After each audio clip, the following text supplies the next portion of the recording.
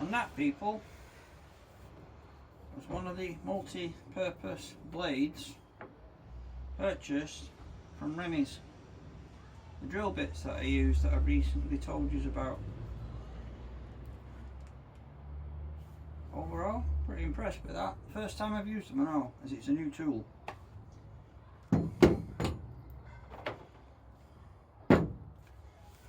see how it's got it up.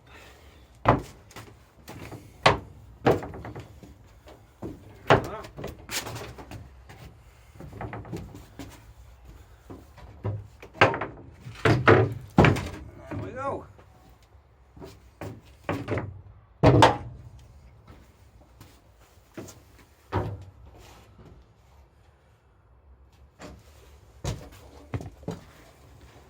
All I need to do now, you can see my finger is get all these channels up here,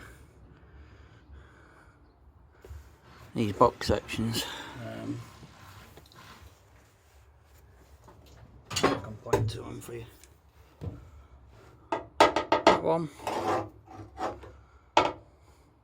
That one there, that one, put them down there. So